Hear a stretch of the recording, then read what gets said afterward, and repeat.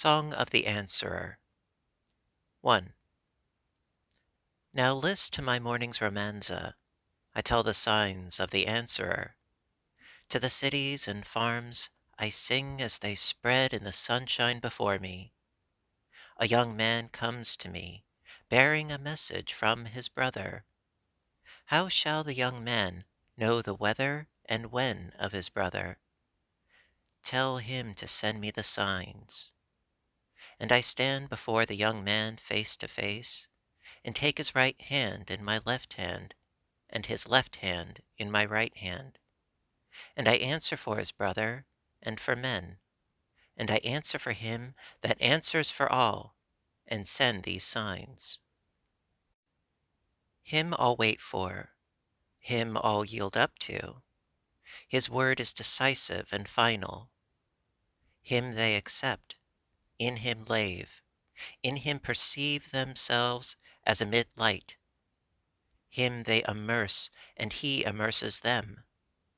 Beautiful women, the haughtiest nations, laws, the landscape, people, animals, the profound earth and its attributes, and the unquiet ocean, so I tell my morning's romanza. All enjoyments and properties and money, and whatever money will buy, the best farms, others toiling and planting, and he unavoidably reaps. The nobliest and costliest cities, others grading and building, and he domiciles there.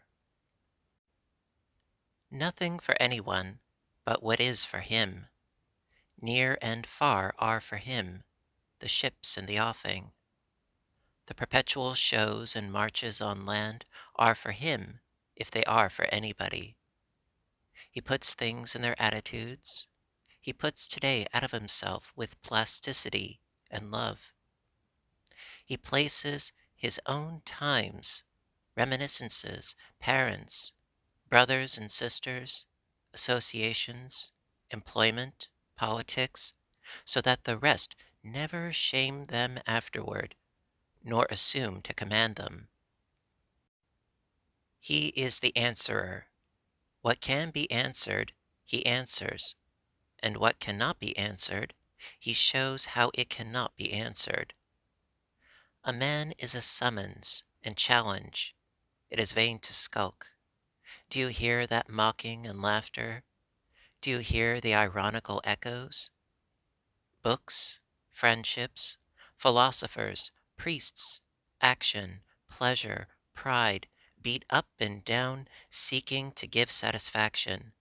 He indicates the satisfaction, and indicates them that beat up and down also.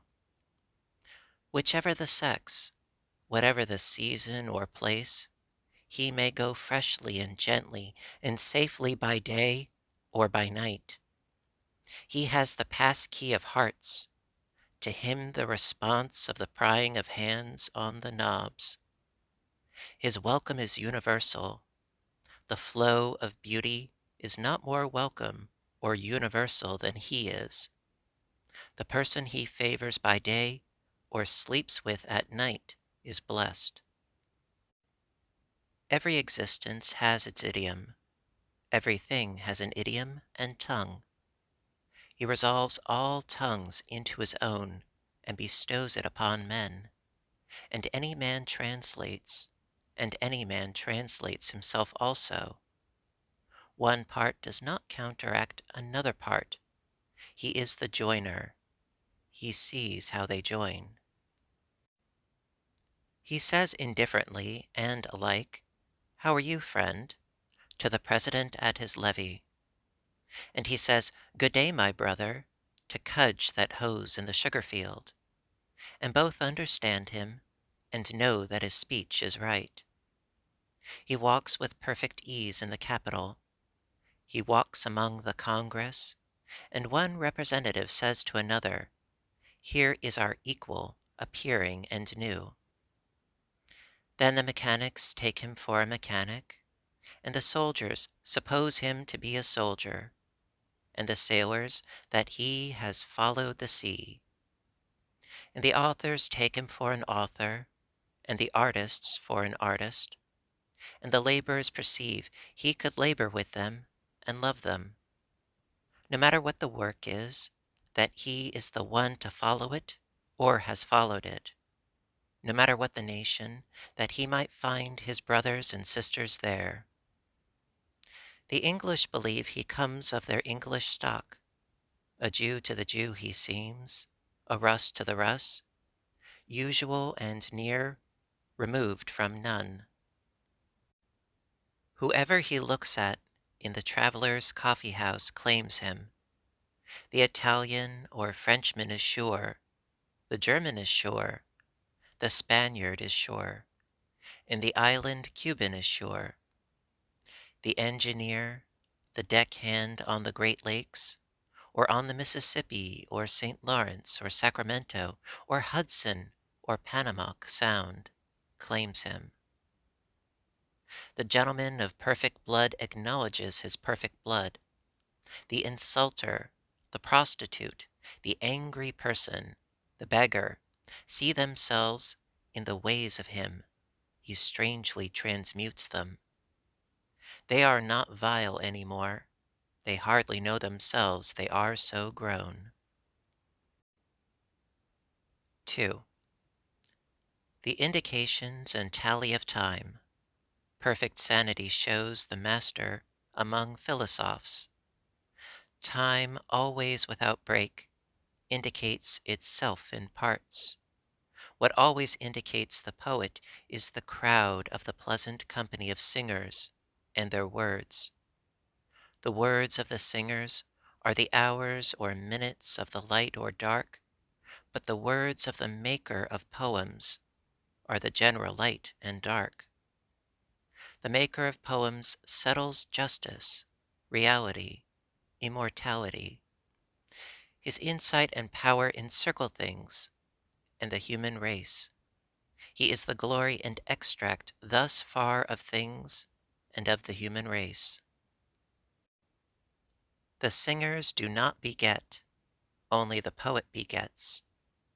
The singers are welcomed, understood, appear often enough, but rare has the day been, likewise the spot, of the birth of the maker of poems, the answerer.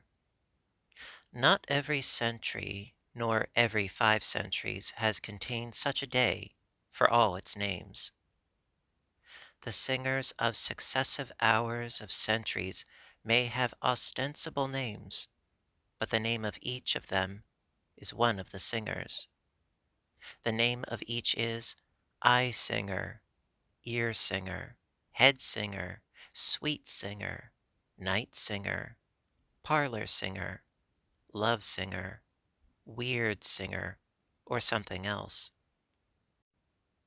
All this time, and at all times, wait the words of true poems. The words of true poems do not merely please. The true poets are not followers of beauty, but the august masters of beauty.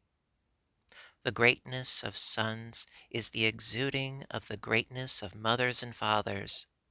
The words of true poems are the tuft and final applause of science. Divine instinct, breadth of vision, the law of reason, health, rudeness of body, withdrawnness, gaiety, suntan, air sweetness, such are some of the words of poems. The sailor and traveler underlie the maker of poems, the answerer, the builder, geometer, chemist, anatomist, phrenologist, artist. All these underlie the maker of poems, the answerer. The words of the true poems give you more than poems.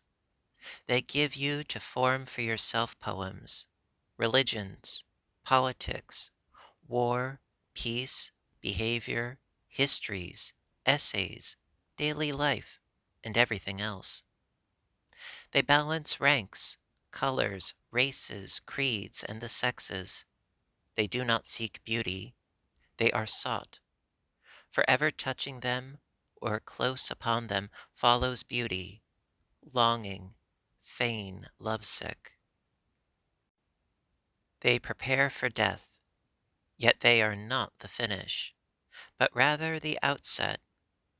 They bring none to his or her terminus, or to be content and full. Whom they take into space to behold the birth of stars, to learn one of the meanings, to launch off with absolute faith, to sweep through the ceaseless rings, and never be quiet again.